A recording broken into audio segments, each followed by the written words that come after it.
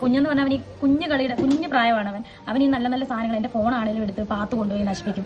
കുഞ്ഞു പിള്ളേരല്ല, ആ പ്രായമാണ്. അതുപോലെ സൂചിച്ചേണ്ട അവാർഡുകളൊക്കെ നമുക്ക് എന്നും ഓർമ്മിക്കാനുള്ളതാണ്. അതെടുത്ത് അവിടെ വെക്കാനുള്ള സൗകര്യമില്ല, ഒരുപാടുണ്ട് അവാർഡുകൾ, പകുതി കൊല്ലത്തും പകുതി ഇവിടെ ആയിട്ട്.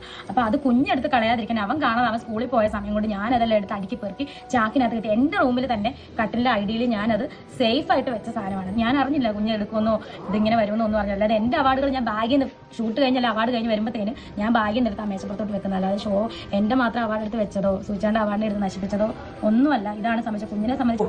ആ കുഞ്ഞി ഇറക്കന് ഒന്നും അറിയില്ല, അവൻ എടുത്തുകൊണ്ട് അവിടെ ഇവിടെ ഇടുവെന്ന്. ആ കിച്ചു ചെയ്തിരിക്കുന്ന വീഡിയോയിൽ നിങ്ങൾ കണ്ടതല്ലേ?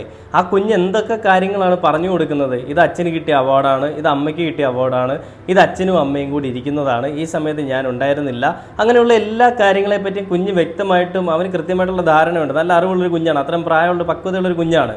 ആ കുഞ്ഞിനെ പറ്റിയാണ് രേണു വന്നിട്ട് പറയുന്നത് അവനൊന്നിനും അറിവില്ല, അവൻ എവിടെയൊക്കെ കൊണ്ടിടും. അത്